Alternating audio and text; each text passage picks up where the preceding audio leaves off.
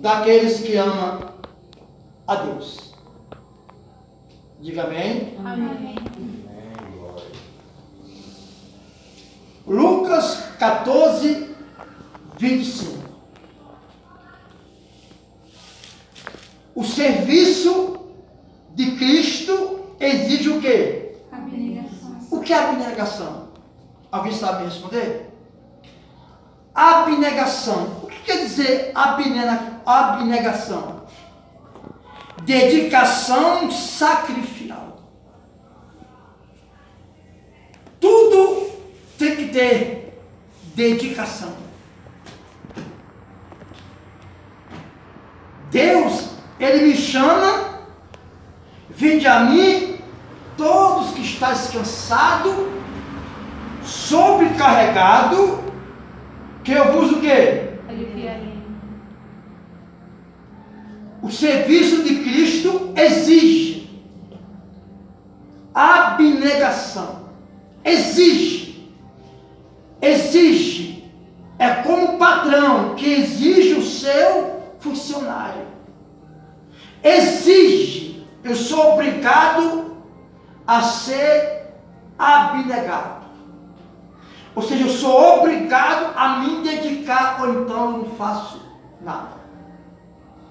A gente que é pai, você que é pai, é mãe, a gente sabe disso. Que quando você pede algo para o filho ou a filha, entre aspas, enfim, ou alguém, você quer que faça de coração. Não apenas fazer, mas tem que ter abnegação. Senão o pai ou a mãe não recebe. E muitos irmãos, acrescentando até o que você pregou, falou em Provérbios 24, que engraçado é que hoje tem crente morrendo dentro da igreja porque cansa, porque pede para Deus às vezes e não recebe. E não vai receber. Por quê? Porque às vezes não faz para Deus com abnegação. Ou seja, não faz com dedicação. 99,9% dos cristãos hoje não congrega por amor. Congrega por causa da situação familiar, por causa da situação financeira, por causa da situação matrimonial, familiar, fisicamente. Olha, uma coisa que eu não concordo nunca, e não tem ninguém que vai me convencer sobre isso. Ah, Deus aceita tudo que eu fizer. Olha, não importa a maneira que eu adoro, não importa a maneira que eu faço, é para Deus ele recebe. Não é verdade. Não é verdade. Quando eu falo isso, eu estou dizendo que Deus é inferior a mim. Eu não aceito qualquer coisa da minha esposa. Não aceito. E nem ela aceita qualquer coisa de mim. E por que Deus vai aceitar tudo de mim?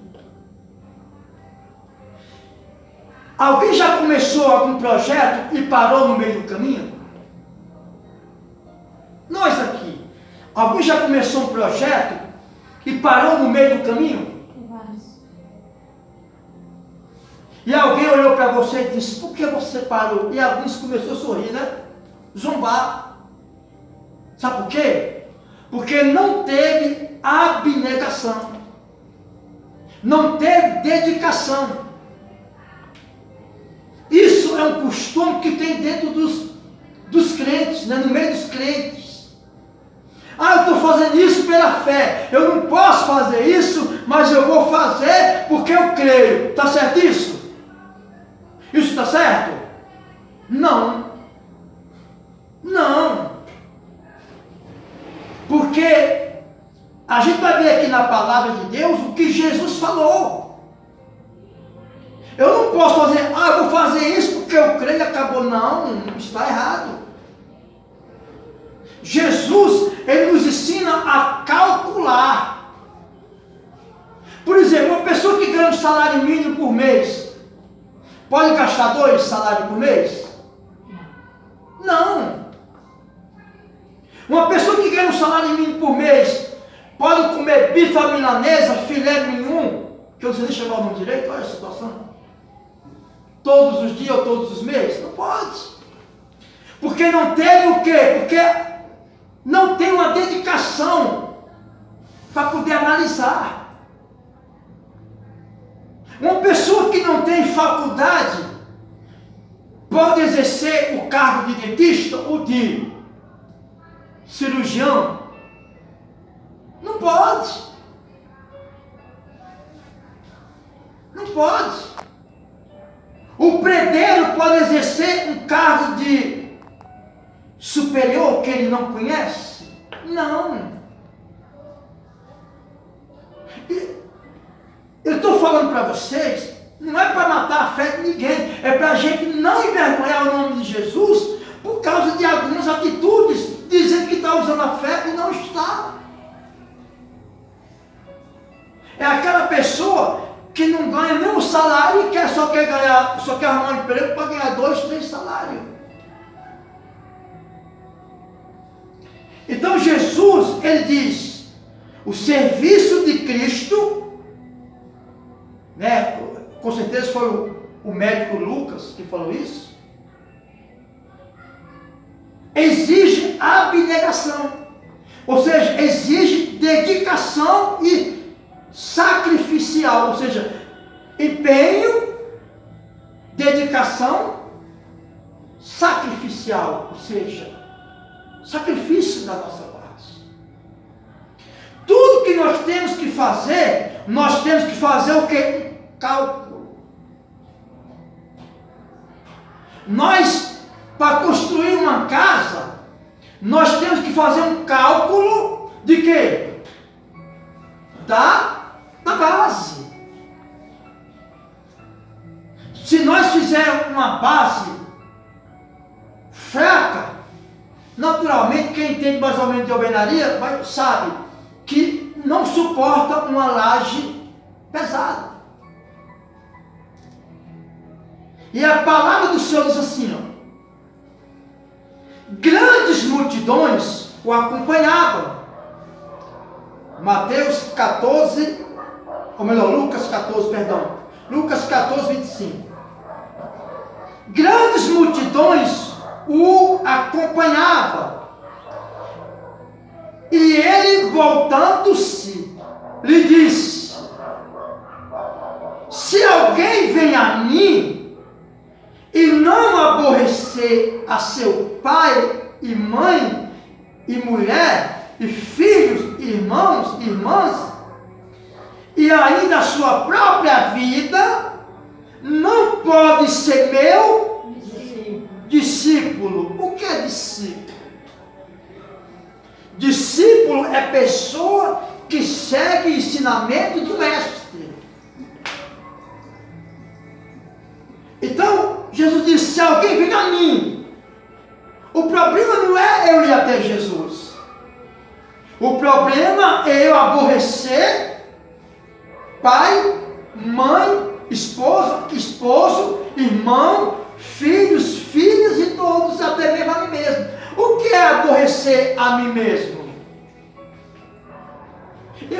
Olha, escute bem, o problema não é eu ir até Jesus. Vamos analisar os fatos. Nós temos no Brasil 50 milhões de evangélicos. Oh, gente, mas esse país não devia estar melhor? Ou não? Sim. Pelo menos a classe evangélica podia estar melhor. A Bíblia diz que Paulo, o apóstolo Paulo, chegava na cidade e ele sozinho, através da santidade, eu não digo nem da fé, mas da santidade, ele mudava a situação de uma cidade. Hoje mesmo eu estava conversando com meu menino, ele disse, papai, existe mais bar do que a igreja? Eu falei, com certeza. Ou mais bar do que cidade existe, porque tem cidade que tem 400 igrejas. E tem mais bares do que igreja. Só que, biblicamente, uma igreja tem que ter poder para fechar 1000 bares. Nós temos 50 milhões de evangélicos. No ano 2000, nós tínhamos 14 milhões de evangélicos no Brasil. Hoje nós temos 50 milhões. E aonde está esse evangelho que não tem efeito na terra? Porque está faltando o quê? Dedicação e sacrificial. Está faltando dedicação sacrificial. O que é dedicação? Eu fazer tudo por amor, dedicar, me lançar.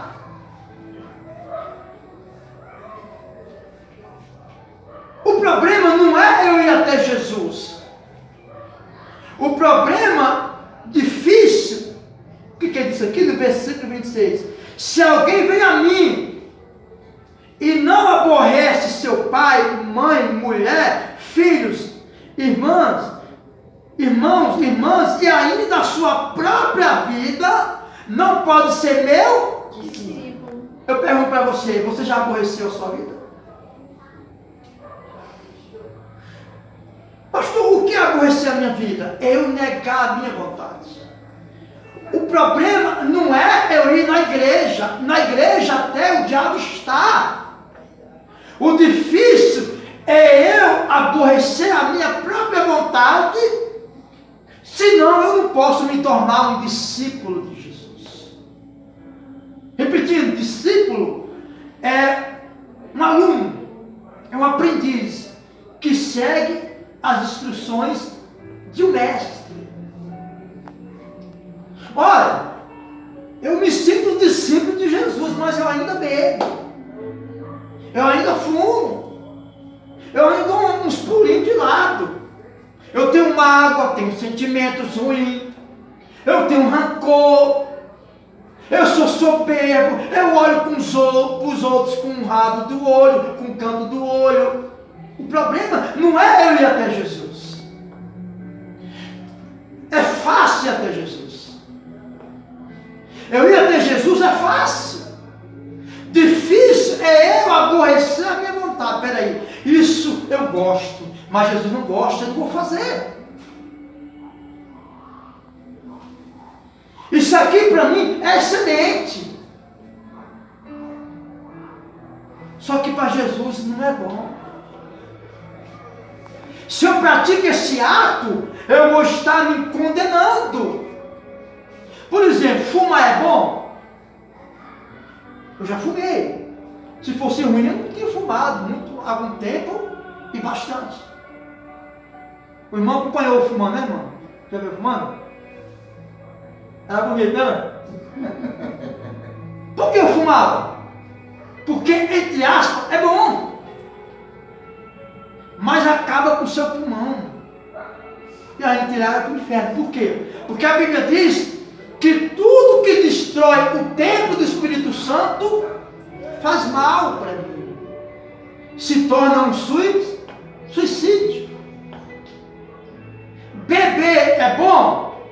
É pecado beber? Não, eu bebo água. Depende de como você bebe. Depende do que você bebe. Se prostituir é bom?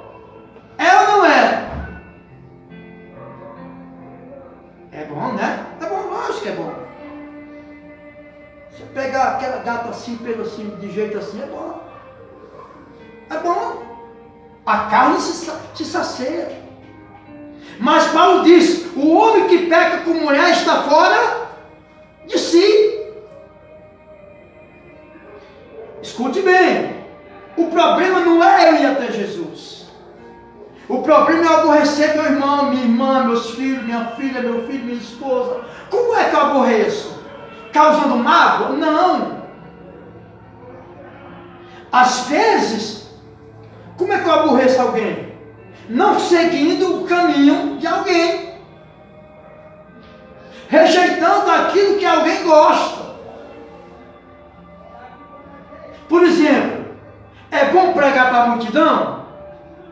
É gostoso, eu já preguei para a multidão.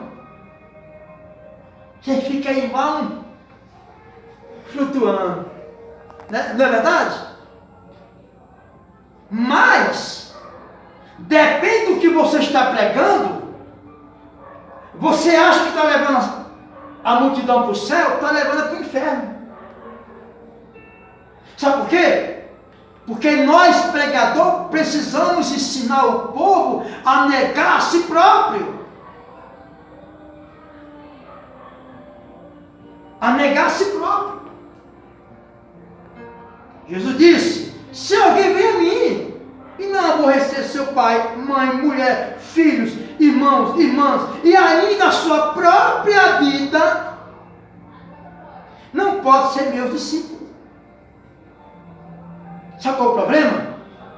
Está cheio de crentes fazendo tudo contra a vontade de Jesus, dizendo que está seguindo a Jesus. Aí nos fala assim: por que o pastor Francinaldo só prega contra o crente? Porque muitos crentes estão impedindo de Jesus voltar.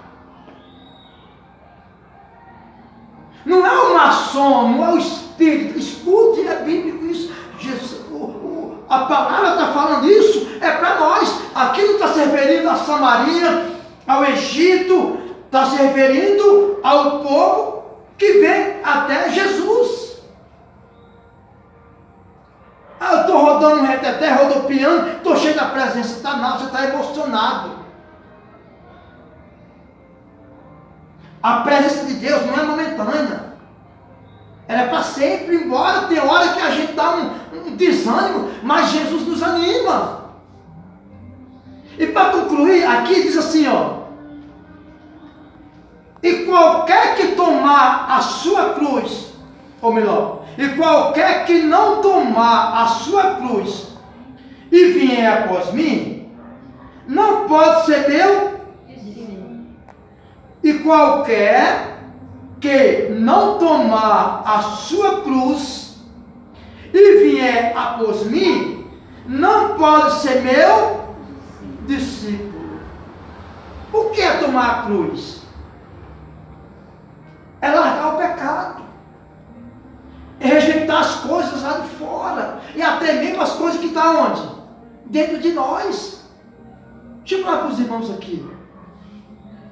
Eu sempre digo que largar o pecado grosso não é difícil. O que é o pecado grosso?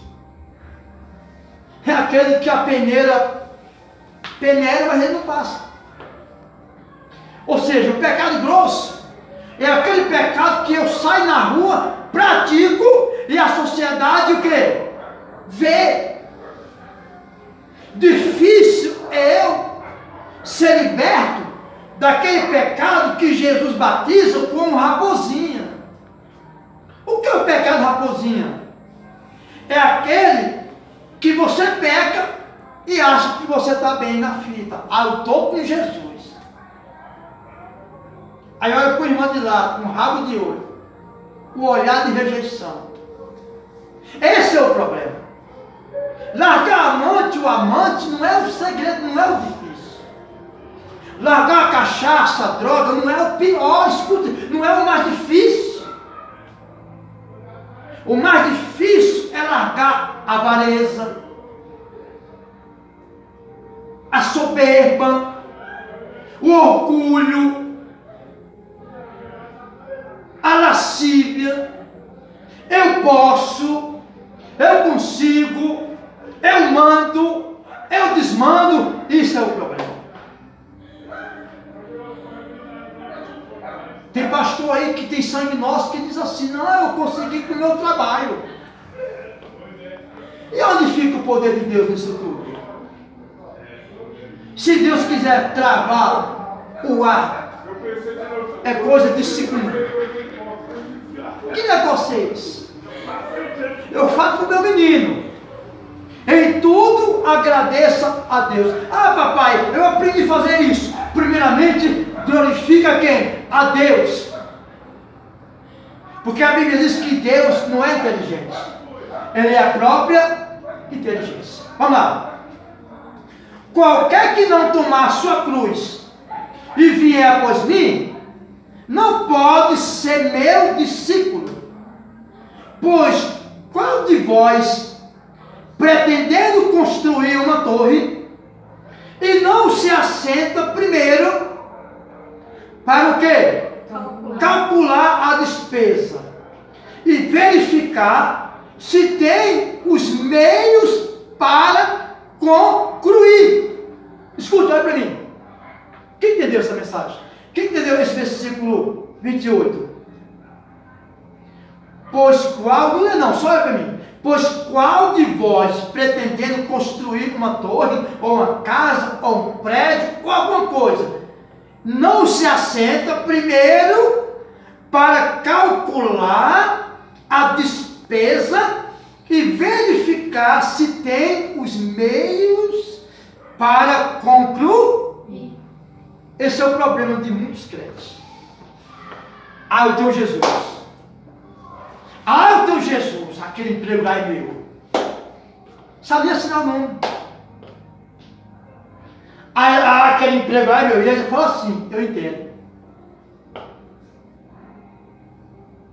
Ah, não, eu vou comprar. Aqui dali é R$1.000, eu ganho a metade, mas eu vou comprar assim mesmo, porque Deus é comigo. Tá certo isso? Isso é coisa de quê? Trambiqueiro.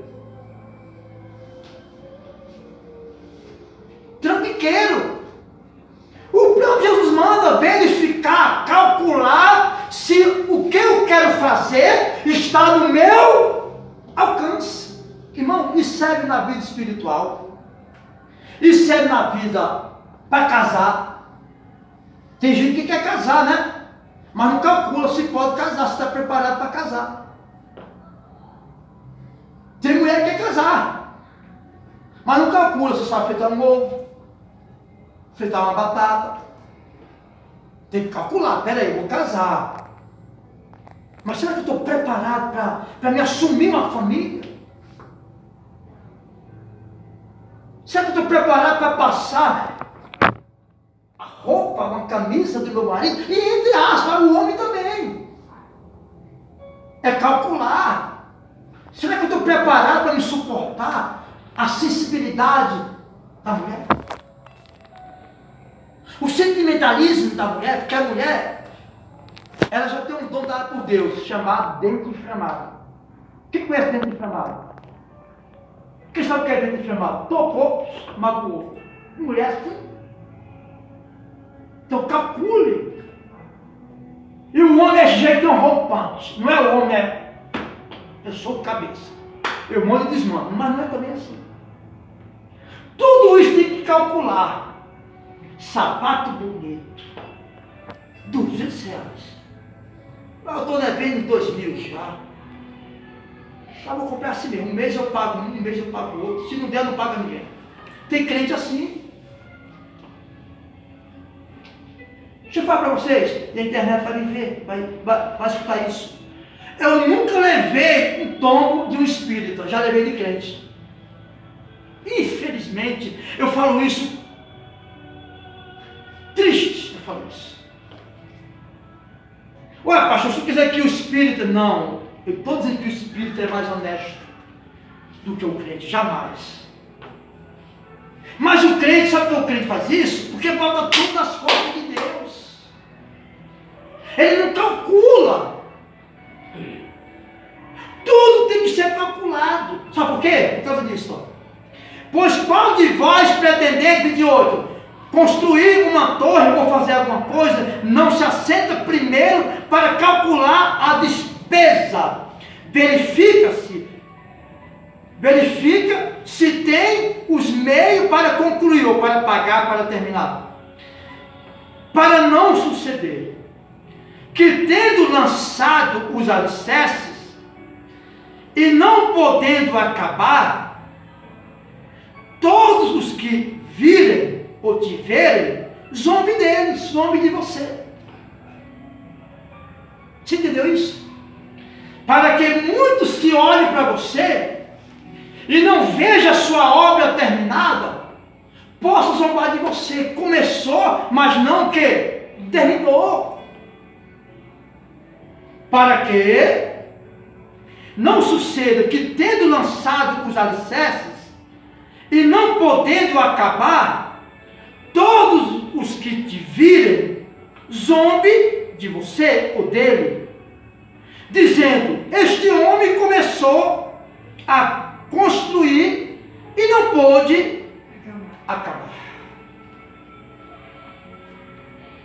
Nós pregadores temos que, eu sempre falo aqui para minha esposa, que nós pregadores tem que ser pastor, orientador, psicólogo, cirurgião, só não dentista, porque dentista não tem como, mas fazer tudo para nós trabalhar na mente do povo, biblicamente falando.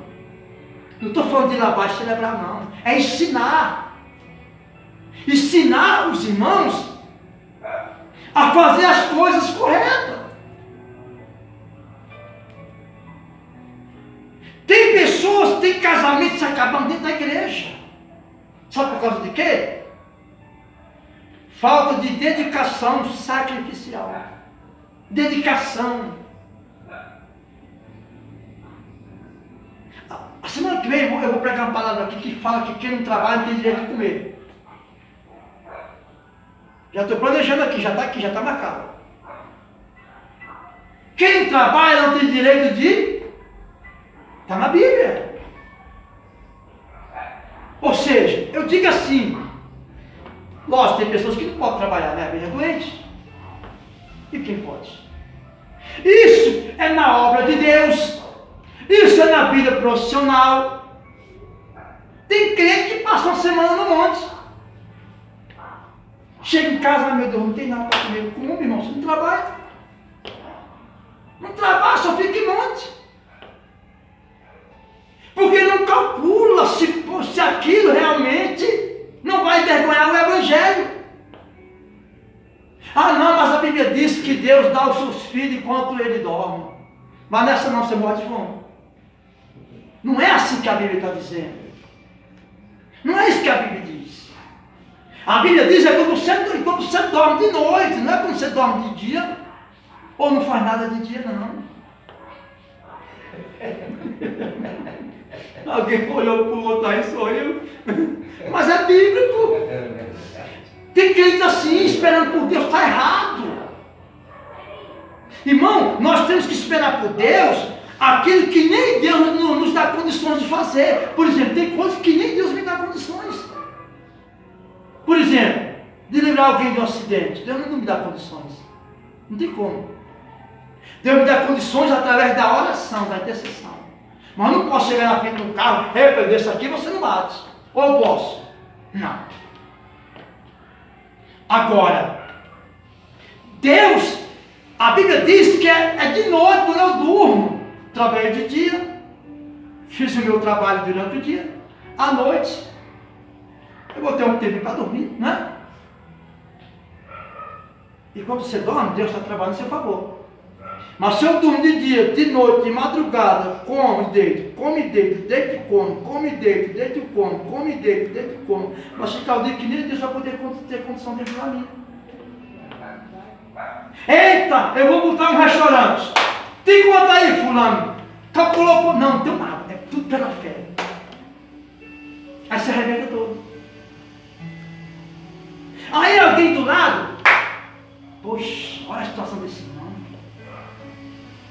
O cara tentou, não terminou. E é crente. Olha a situação. Não estou dizendo aqui, irmãos, que Deus não pode fazer para mim o impossível. Pode fazer além do que você precisa. Mas eu tenho que calcular, sentar, calcular, para ver se eu posso pagar, se eu posso terminar. Um problema que tem em Brasília, viu? O povo começa a fazer um casarão. Não estou cansado de falar isso para vocês? Aí faz um casarão prédio. Não consegue nem massar, nem pintar, nem fazer nada. Aí fica aquele prédio vai caindo. E quando não cair, por quê? Porque, irmão, é melhor você morar numa casinha com 2 quartos, uma sala. Isso não é visão não, isso não fala de visão não, é sério. Do que você fazer um casarão e não conseguir terminar. Encher de barata, de inseto. Porque casa que não termina é morada, esconderijo de rato, de barata. Não tem projeto. Então a Bíblia manda eu me sentar, reunir e calcular se o que eu tenho é suficiente para me começar e terminar. Isso serve para me servir a Deus também. Se eu tomo a decisão de servir a Deus, mas peraí, Deus quer de mim o quê? Abnegação, ou seja, dedicação. Tem pastor que não se dedica, está preocupado com o quê? É ou não é isso? Se não entrar, que Deus é esse? Ai, que Deus é esse? Imagina se esse pastor estivesse no lugar de Jesus, de Paulo, que era um homem renomado, e foi parar onde? Na forca. Se esse pastor ou esse alguém estivesse no lugar de Isaías, Jeremias, Malaquias, quem mais? Samuel. Eu falo de Samuel, às vezes eu me emociono. O profeta Samuel, ele comeu o pão que o inimigo amassou no reinado de Saul. Quando Davi entrou no reinado, meu irmão, o sol brilhou para Samuel. Porque Saul era rei, mas era um rei usado pelo diabo. Eu sou de Deus, eu não bebo, não fumo, não me prostituo, não adultério, não roubo, mas o coração tem mágoa, tem rancor, preguiça, raiva dos outros. Eu não gosto de fumo. Não tem jeito assim? A minha família é assim, viu? A família de mãe, meu Deus do céu. Família de mãe, se não converter um bocado, vai 99% tudo para o inferno. É verdade. Eu não minto não vou negar não. A gente não pode negar não. Não é assim? Chega, faz bico. Minha mãe foi assim. Ei, foi verdade. Sabe minha mãe foi se converter? Lá no hospital de base. Verdade, eu não vou mentir. E dou glória a Deus pelos 45 dias que ela passou. Porque dor, ela não vai passar mais. Sua mãe, filho, também. Eu tenho certeza que essas mulheres não vai passar mais pela tortura do mundo e nem do inferno. Porque se converteu na cama de hospital. Eu não sei nem quem vai ver esse vídeo, mas se alguém vem da nossa família, mas é verdade.